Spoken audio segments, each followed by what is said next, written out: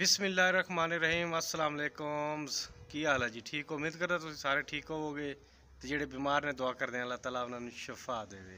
मैं हैगा जी मोहम्मद इमरान ते तुसीं देख रहे हो मेरा यूट्यूब चैनल डेली पंजाब 188। जेह्ड़े मेरे चैनल ते नवें ने ते जल्दी नाल कर लो सब्सक्राइब ते स्टार्ट कर दे अज दा व्लॉग। ते जिवें कि मैं तुहानूं दस्सेआ सी मक्का पाक जाना ते फिलहाल हजे कोनी गए ते एह् आह्ली बिल्डिंग मैं छड्डन लग्गेआ। हाँ जी, ये वाली बिल्डिंग मैं छड़ देनी है थोड़े दिनों तक, क्योंकि जड़ा साल मुकम्मल हो गया तो साल तो इजाफी दिन चल रहे हैं हुण। तो आल बिल्डिंग मैं छड़ देवांगा तो नवी जगह तो हूँ रिहायश रखांगा, क्योंकि मक्का पाक रहना 5 दिन तो 2 दिन वास्ते इत्थे आया करांगे। तो मेरा बॉस कह रहा सी कि इत्थों किराया फिर फजूल पवेगा, तो लिहाजा होर जगह किसी जगह से शिफ्ट कर दिया, क्योंकि इत्थे हैगा सी 500 रियाल किराया। ਹੁਣ ਮੇਰੀ ਸੈਟਿੰਗ ਕਰ ਰਹੇ ਨੇ ਉੱਥੇ ਜਿੱਥੇ ਆਪ ਰਹਿੰਦੇ ਨੇ ਉਹ ਬਿਲਡਿੰਗ ਦੇ ਥੱਲੇ।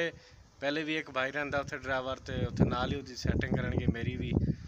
ਤੇ ਫਿਲਹਾਲ ਅਗਲੇ ਦਿਨ ਮੈਂ ਥੋੜੀ ਸੈਟਿੰਗ ਅਸੀਂ ਕੀਤੀ ਸੀ, ਲੇਕਿਨ ਜੇ ਰਹਿ ਗਈ ਹੈ ਤੇ ਜਿਵੇਂ ਦੁਬਾਰਾ ਸੈਟਿੰਗ ਕਰਾਂਗੇ ਮੈਂ ਤੁਹਾਨੂੰ ਵਿਖਾਵਾਂਗਾ ਤੇ ਇਹਨੂੰ ਕਰ ਦੇਵਾਂਗੇ ਬਿਲਡਿੰਗ ਨੂੰ ਬਾਏ ਬਾਏ। ਤੇ ਵੈਸੇ ਇਸ ਬਿਲਡਿੰਗ ਵਿੱਚ ਦਿਲ ਲੱਗਿਆ ਪਿਆ ਸੀ, ਕਿਉਂਕਿ ਪੂਰਾ ਸਾਲ ਹੋ ਗਿਆ। ਸਾਲ ਬਹੁਤ ਅਰਸਾ ਹੁੰਦਾ ਹੈ ਤੇ ਹੁਣ ਐਵੇਂ ਮਹਿਸੂਸ ਹੁੰਦਾ ਸੀ ਜਿਵੇਂ ਆਪਣਾ ਘਰ ਹੋਵੇ, यानी कि बंदा जिथे तुहानूं पता साल गुजार लवे तो फिर उस कमरे नाल दिल लगी हो जाती है। तो हुण छड्डण नूं वैसे सच्ची कमां दा दिल नहीं करता, तो लेकिन मजबूरी है, असीं की कर सकते हैं, तो छड्डना पैना।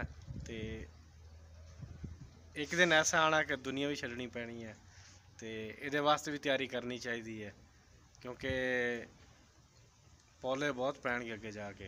व्लॉग तो मैं बना नहीं सकिया, मैं आख्या चलो अपने दोस्तों नाल मालूमात शेयर कर देना कि मैं घर छड्डन लग्या। तो उम्मीद करदा अज निक्की जी मालूमात तुहानूं अच्छी लगी होगी।